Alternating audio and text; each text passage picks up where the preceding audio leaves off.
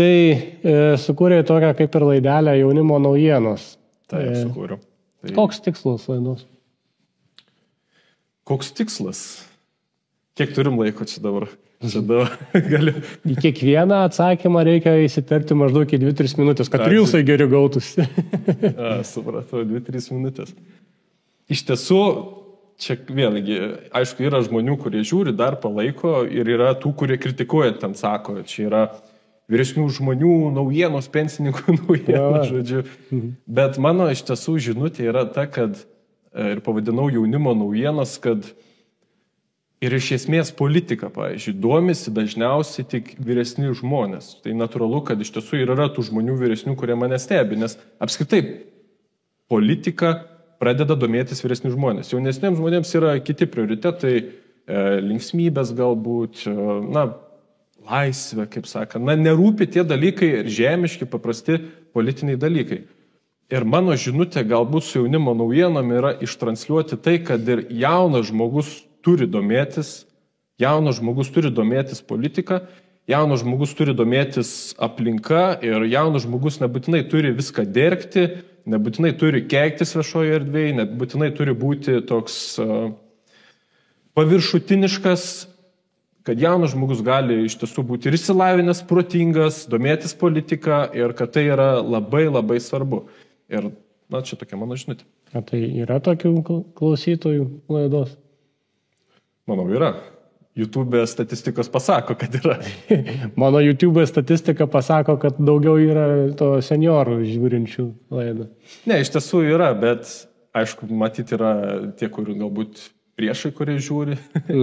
Bet sakyčiau, aš manau, kad jaunimas vis tiek dauguma ir galbūt ką reikėtų pridėti ir prie kito mano pasisakymo, kad aš manau, kad valdžia iš tiesų labai ir bijo jauno žmogaus. Jie nori suformuoti tokį naratyvą, tai čia, kad jie dažnai sako, kad čia yra posovietiniai žmonės, ypač, bet kokią paimkim temą, tarkim, Stambulo konvencija. Čia, žodžiu, vyresni žmonės galvoja, kad ten yra gerai ar ne, jie pagyveni ir panašiai. Ir jie transliuoja, kad tas jaunas žmogus yra, toks pažangus, ten viskas yra atgyvenę, viskas yra nesąmonė. Ir aš išstodamas realiai griaunu iš tiesų tą jauno žmogaus portretą, kuriam iš tiesų ir domisi politika, kuris yra ir išsilavinęs, kuris turi žinių ar ne, ir turi tam tikrą ideologiją, kuri nori permesti tik vyresniems žmonėms. O tai pats jauti, aplink tave yra panašių žmonių, kurie turi panašias vertybės, panašiai mąsto apie politiką, domisi bent jau politiką šiek tiek? Matot, kiekvienas iš tiesų iš mūsų turbūt susistatom žmonės tokie, kurie vis tiek yra daugiau panašiau mąstantis kaip aš. Tai man atrodo, kad aplinkui visi taip galvoja, kaip aš galvoju. Tai. Bet, kaip minėjau, aš manau ir vėl sugrįžčiau tada jau prie to antro atsakymo, kad jeigu jaunas žmogus ar ne yra aktyvus, jie nori valdžia sudėlioti tą naratyvą tam tikrą ir tas jaunas žmogus, sakykime, toks kitoks, kelia jam pavojų, bet kodėl ir tas didžiausias pavojus yra, nes dauguma jaunimo iš tiesų yra neutralūs. Jiems neįdomu, nei ta politika, sakykime, ir jie yra tokie, jūs gali patimti arba į vieną, arba į kitą pusę. Ir yra tokių, kurie, sakykime, tikrai turi tikrus tvirtus ideologinius įsitikinimus, bet jų yra mažiausiai. Vis tiek per gyvenimą jie stipriau formuojasi, apskritai jaunas žmogus apskritai formuojasi iki 25 metų. Kaip vertinat šiandienos jaunimo situaciją Lietuvoje? Ar jis apskritai į gerą pusę eina? Čia labai paprastai galima pasakyti, ar jis tos prabunda biškį, ar kaip tik jau visai užmiega, nes kalant jiem tokias vertybės, kaip ką tik kalė, kad buvo 7-2 lytys, dabar staiga liko 2, kad tas gerai, daug yra ideologijos visame pasaulio valdyme. Taip. Tai jaunimas supantis tave patį, kaip manai, kuriai labiau pusiai pritarė ir priklauso. Kaip čia dabar galiu sudekalbėdamas, galiu užlipti ant bačkos ir dabar sakys su akmenim užmėtis už pasisakymus. Bet aš manau visų pirma, čia reiktų aspektai sudėlioti. Kiek turim 3 minutės, ar ne? Tai gerai, pradedam.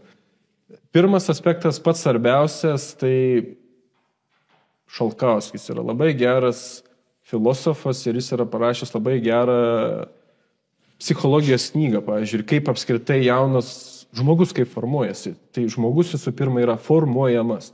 Ir jaunas žmogus lygiai taip pat jis yra formuojamas. Tai visa kultūra, visas mokslas, kokiem suteikiamas, filmai, jis viskas semia kaip kempinė. Ir kokia buvo, sakykime, sistema ar ne, kokios žinios pateiktos, tai jis toks ir susiformavo. Ir aš manau, dauguma vyresnių žmonių kaltina jauną žmogų, o kaip jis čia taip susiformavo, tai kodėl jis, ar sakykime, kartais galbūt nieko nedaro ir panašiai. O tai kur buvo vyresni žmonės, kurie jį augino, tarkim. Jeigu nedėjo nieko, tai ko jie tada tikisi. Bet aš žiūriu pozityviai, aš manau, kiekvienas žmogus yra protingas, iš savo esmės mes esam protingos būtybės. Ar tikrai? Ne, aš turiu galvoje, mes esam protingos būtybės. Mes visi turim smegenis, mes visi galim galvoti, mes nesam, sakykime, va čia yra logika elementari, čia yra ne mano mintis, čia yra Dekarto mintis.